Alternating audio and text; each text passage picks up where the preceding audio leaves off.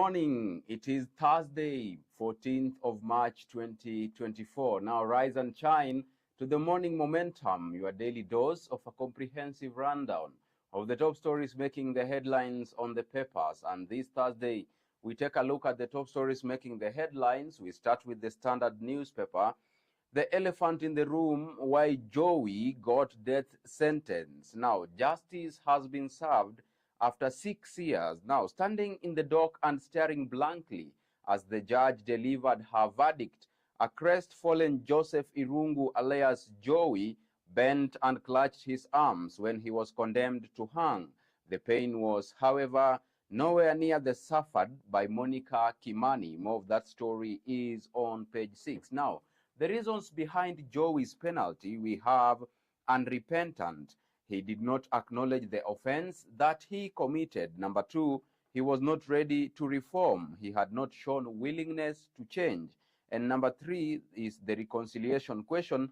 His family and that of slain Monica Kimani could not see eye to eye. Number 4 is murder most foul. He inflicted grievous harm on Monica, killing her unprovoked. And number 5, split personality. Now, Jowie has a dual identity and was referred to as a dangerous person. These are sentiments that came from the yesterday's verdict by Justice Grace Nzioka during the ruling of Jowie's sentence. We'll take a look at more of that story on page 6 of the Standard this morning. Also on page 8, state assault. World is told to stand with Kenyan media.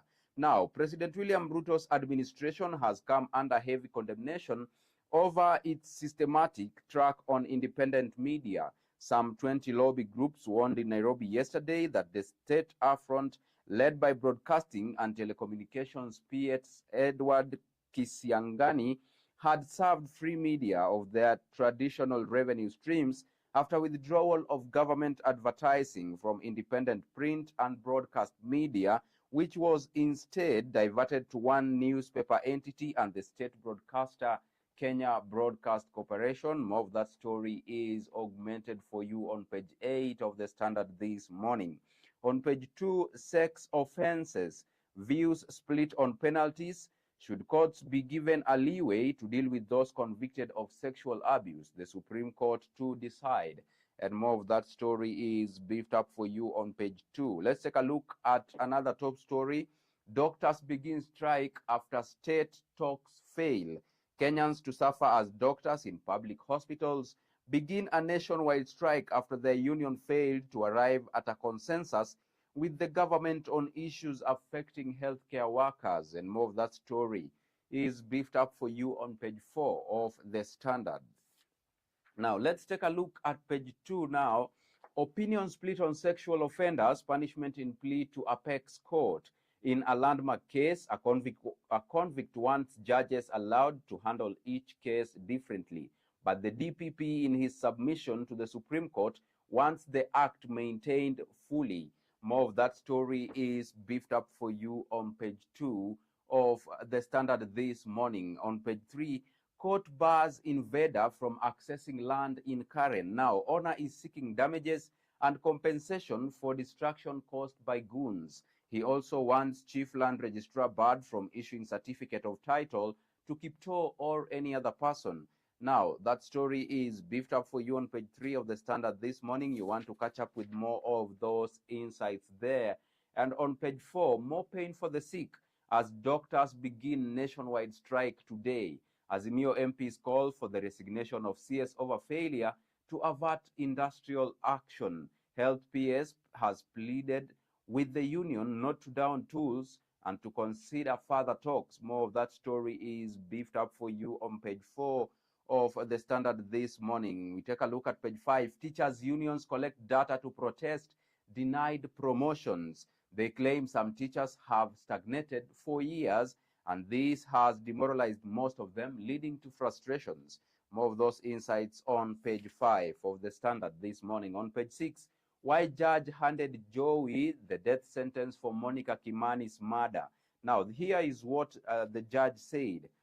For the lawyers before me, this is a quote, We are all aware the jurisprudence on life of imprisonment, where one court has said that life imprisonment is unconstitutional and does not mean the time that person will be alive. If it is 30 years with remission, then this court will look at where this court sentencing this person to 30 years with remission, he serves 20 years. Now, judge says she considered pre-sentence report, convicts mitigation, Nyawira's family submissions, and those of the DPP to hand death sentence. Court rules Jowie has 14 days to appeal, and his mother believes he is still innocent. More of those insights on page 6 of the Standard this morning. That is a top story that has been making the headlines recently. It is justice served finally after 6 years. Let's take a look at page 7. NHIF risks losing multi-billion 10-acre land. Now, Health Fund said they went to pay rates only to find they had been paid. MPs also probed why cost of car park went up by almost 2 times.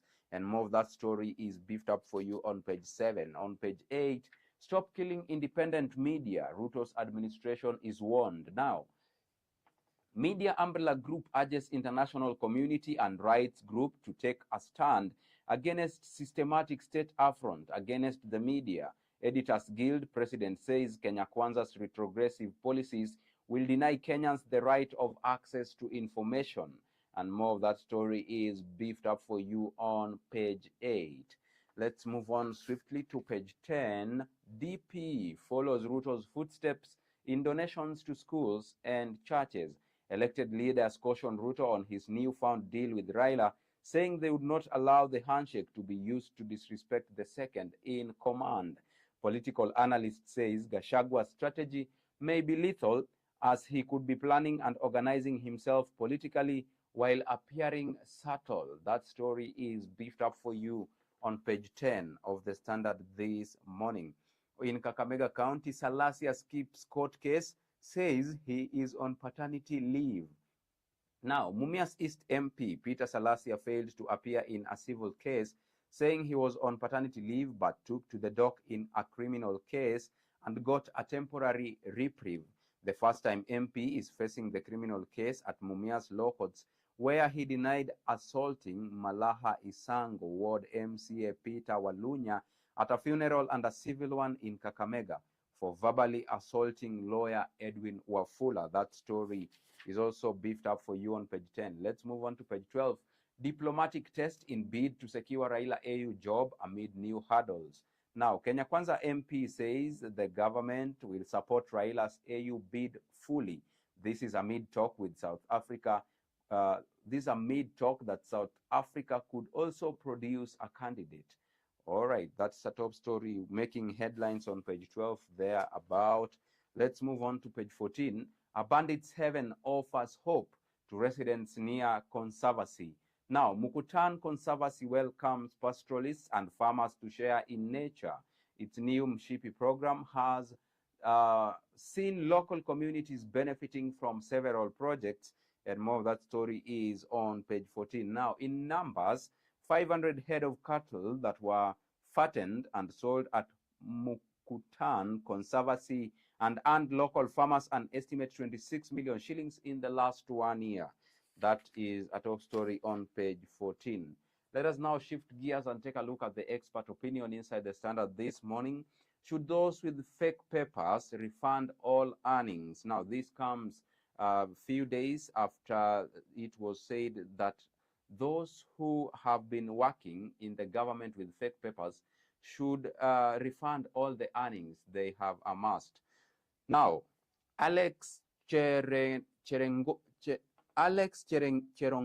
who is a lawyer, says yes, the decision will discourage use of fake papers. On the contrary, Festus Kiai, who is a blogger, says no, sacking the workers is enough. Those are sentiments on page 17 under the expert opinion inside the Standard this morning. Now, on page 18, ongoing ethnicization of public service must come to a stop. Now, this is a story of KRA officers. Now, the recent High Court ruling nullifying skilled recruitment of revenue clerks by the KRA confirms the fears of systemic alienation of some communities from state appointments by the Kenya Kwanza regime. You want to catch up with more of those insights on page 18 of the Standard this morning. Now, let's move on to some other news, and that is business news. Now, Telkom Kenya, the biggest loser as telcos shed 800,000 users. The firm saw a 36% decline in subscribers from 2.1 million customers as of September last year to 1.34 million subscribers in December. Equity Group's Equitel, a mobile virtual network operator, now has more customers than Telkom with 1.5 million users. That story is making the headlines on page 23 of the Standard this morning. In matters governance, Equity Group ranked world second in top 10 banking brands. Equity Group has further strengthened its position as one of the strongest banking brands globally in the 2024 Brand Finance, Brand Strength, and Brand Value rankings. In CSR, Dental Camp puts big smile on Lamu faces.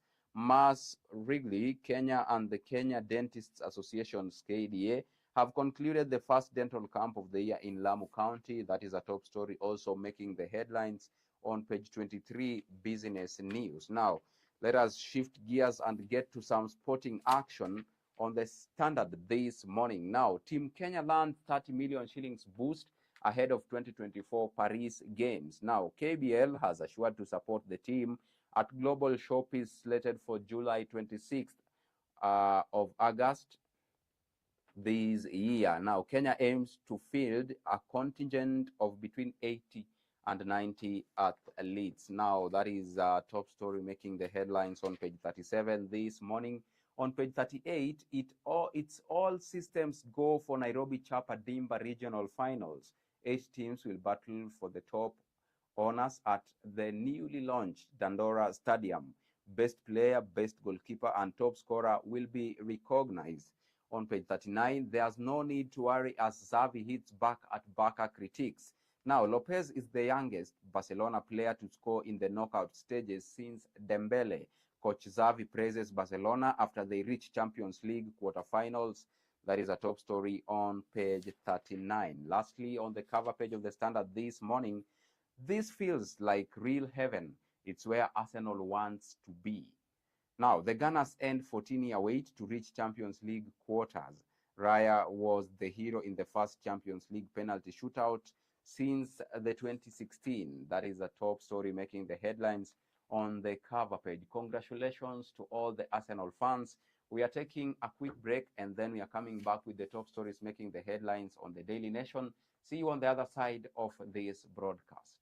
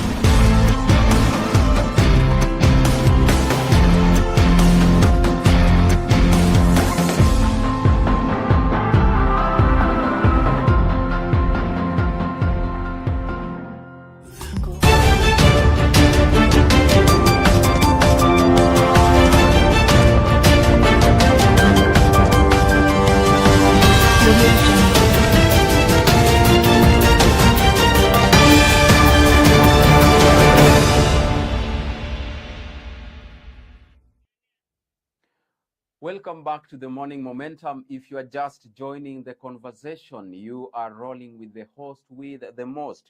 Alfonsoh is my name. And now let's take a look at the top stories making the headlines on the Daily Nation this morning. New plan to tax bread and milk. Now, proposal risks inflicting a bigger burden on poor families, says consumer lobby. Now, milk and bread are currently zero rated, but the Treasury is now seeking to levy VAT on the two products consumed by millions of Kenyans. And that VAT is at 16%. That is a top story making the headlines on page 7. Is it food for the rich? Now, the cost of breakfast for millions of Kenyan households that consume bread and tea as their first meal of the day is set to rise in the next 3 months if new tax measures proposed by the Treasury sail through Parliament. Treasury Cabinet Secretary Professor Njuguna Ndung'u wants 16% VAT imposed on the two products he says are mostly consumed by affluent Kenyans. Now, in other news, how Jowie went down. In the end, it all boiled down to manner, consequence, and character as Justice Grace Nzioka sent Joseph Irungu alias Jowie to the gallows for the murder of businesswoman Monica Kimani in her Nairobi flat 6 years ago. The three issues that sounded simple and inconsequential as the judge read them out in court, but which in the end determined the fate of a man who caught the attention of the country 6 years ago with his bluster, arrogance, and haughtiness, were the manner in which he killed his victim, the consequences of his actions, and his character as first a human being and second a member of the society. That story is beefed up for you on page 10 and page 11. On page 4 and page 5, battle to save Raila AU bid. Now, the African Union Executive Council will tomorrow hold a meeting in Addis Ababa, Ethiopia, that will make or break Raila Odinga's candidacy for chairperson of the AU Commission.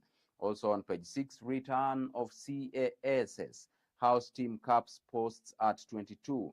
A parliamentary committee has approved the creation of the position of Chief Administrative Secretary, but capped the number at 22, spelling doom for more than 50 politicians whose appointments were nullified by the courts. That is a top story making the headlines on page 6. Now, let us get in depth with the Daily Nation. On page 2, journalists set to sue state for awarding TV, radio ads to KBC. Now, restricting public sector advertising to a state-controlled channel will restrict reach of independent media. Now, KMSWG says directive by Broadcasting and Telecommunications PS Edward Kisiangani is a threat to press freedom. More of that story is beefed up for you on page 2. On page 3, lured, kidnapped, and killed. The sad ending of Kiplimo. Family in deep shock demands speedy investigations and vows not to rest until justice is served. Brother says Nakuru trader was taken away by men wearing masks. Body was found in Limuru. That story is beefed up for you on page 3 of the Daily Nation this morning. On page 4, why AU meeting set for tomorrow will make or break Raila's bid for the seat. Now, Mr. Odinga, President Ruto, and senior government officials have begun engaging with leaders of other countries to seek their support. Proposed rotation based on region and gender has put Raila's bid in jeopardy. That is a top story making the headlines on page 4. We are waiting to see how that will go on page 5, on page 8 rather, 6.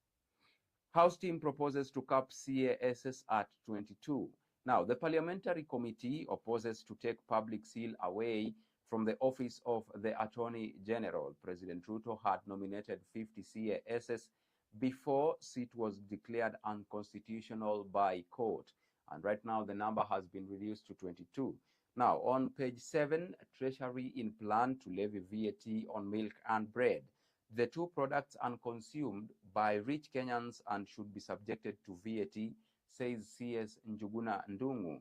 If implemented, the cost of breakfast for millions of Kenyans will go up as the two products are currently zero rated. That is a top story making the headlines on page 7. In numbers, 40% total VAT collected in Kenya comprises about 40% of the total taxes, but 18% of it goes to tax refunds for products assumed to be consumed by the poor, says Professor Ndungu. 119 billion shillings is what the country missed in tax revenue through zero-rated items in 2022 alone. Now, let us move on to other top stories making the headlines on page 12. Senators seek to break costly impasse over tea regulations. Rules will ensure monies from direct sale are remitted to farmers within 90 days. There are at least 11 court cases opposing implementation of new regulations that benefit farmers. That is a top story making the headlines.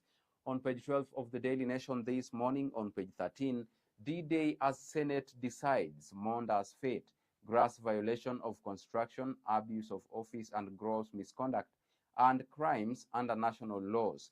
Kisii Deputy Governor accused of soliciting 800,000 shillings bribe to facilitate job at water agency. That is a top story on page 13 of the Daily Nation this morning. Let us now shift gears and take a look at the expert opinion. Pursuit of equitable kidney health is a collective task. Now, what we know has the power to change communities if we bring the community along. Those are sentiments by Catherine Peninah on the World Kidney Day. Now, Haiti mess, Kenya must jump in now. And these are sentiments by Charles Onyango Obo, what others say.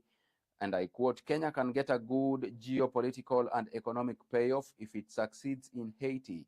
Around the world power tables, it will no longer sit at the back. That is a top story on page 15, expert opinion segment. Now, let us move on to other top stories inside the Daily Nation this morning. We have the Lion's Pride. You'll take a look at that. And now let's take a look at county news. What's happening on the ground? We start with Bomet County. Resurvey to help end county and prisons land fight. The long-running dispute between the county government and Kenya prisons over land allocated for a dumping site is set to be resolved through a fresh survey within 1 week. That is a top story you want to catch up with on page 19. In Vihiga County, lawyers want 216 million shillings legal fees for 14 cases. Now, governor has previously said cases against county are negatively impacting service. In numbers, 1.5 billion shillings is the total pending bills that Vihiga County has, including some dating as far back as 2013. Now, briefly in Kisumu County, 3 deny tax evasion charges. 3 suspects were on Tuesday charged before a Kisumu court for smuggling assorted goods with a revenue implication of over 40 million shillings. In Nairobi, 2 men killed in Mukuru fire. Now, 2 men were killed after their homes caught fire in Mukuru, Jamaica on Tuesday. Makadara Deputy Police Chief Dennis Omuko said over 100 families spent their night out in the cold during the incident. All right, in Kirinyaga County, 81 illegal bars closed in Mwea. This is in the bid of the state to curb illicit brew. Now, in Bomet County, KIE to give more business loans. Now, the Kenya Industrial Estate is seeking to issue more business loans, surpassing last year's record of 2 billion shillings. That is a top story making the headlines on page 40. Now, in Lamu County, factory boosts hope of new cashew nut dawn. Over 1,000 people will be directly employed at the plant, officials said. The 400 million facility will be able to process 200,000 tons of cashew nuts. For the property lovers, you have the DN2 article also augmented for you inside the Daily Nation this morning. Let us now shift gears and take a look at the world news inside the Daily Nation this morning. An easy claim in Haitian capital after PM's exit, that is the Prime Minister. Some fuel from Variac Center in Port au Prince has been allowed out. Now, prominent citizens express hope that peace will prevail and conditions will improve. Now, that is a top story on page 25. Briefly, in Kampala, Uganda, court dismisses LGBTQ petition. Now, a Ugandan court has dismissed a petition by an LGBTQ lobby seeking to compel the government to register it. A lawyer says sexual minorities Uganda first filed the suit in the country's high court in 2015 after the government's registrar of companies refused to list it, which would allow the organization to operate legally, saying its name was undesirable. That is a top story on page 25. Also in N'Djamena, refugees relief to be suspended. Food aid for hundreds of thousands of Sudanese refugees in Chad, some of whom are close to starvation, will be suspended next month without more funding, the WFP said on Tuesday. That is also another top story making the headlines in the USA. Biden-Trump clinch nominations, kicking off poll rematch. Now, President Joe Biden and his predecessor Donald Trump clinched their party's nominations, kicking off the first U.S. presidential election rematch in nearly 70 years. That is a top story you want to catch up with on page 25.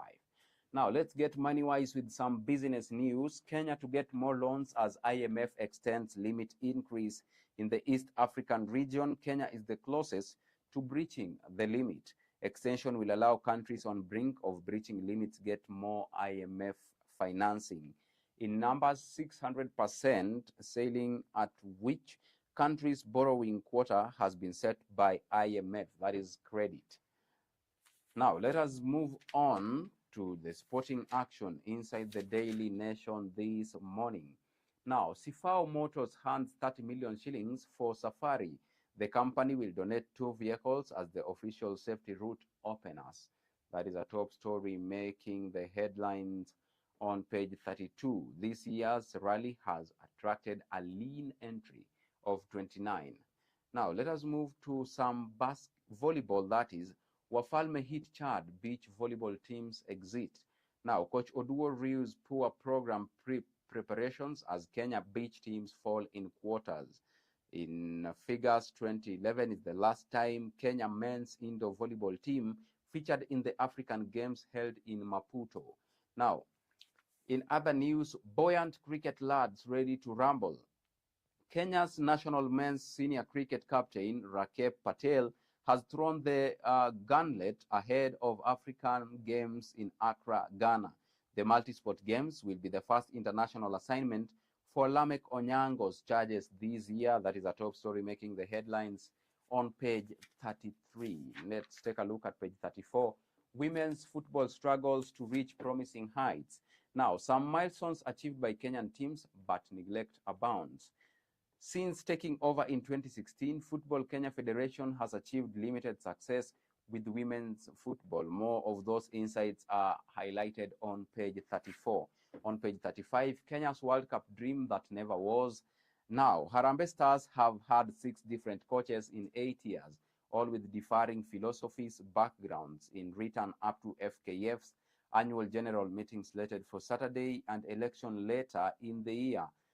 That is also a story making the headlines on page 35. Let us take a look at the cover page of the Daily Nation this morning as we conclude our broadcast. Now, Kenyans between a rock and a hard place as doctors strike. The government insists that it does not have the 4.9 billion shillings needed to recruit and deploy medical interns. Union says, that is KMPDU, they say doctors have been facing systemic problems for years, ranging from inadequate staff, poor working conditions, and salaries. You want to catch up with more of those stories on the last page of the Daily Nation.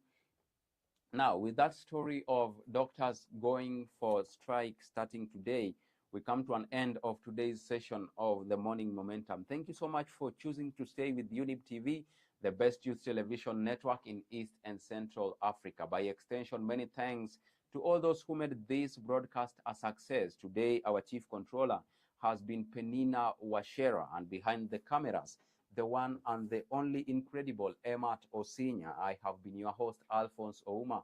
See you tomorrow, same time, same place. Until then, do have a beautiful Thursday.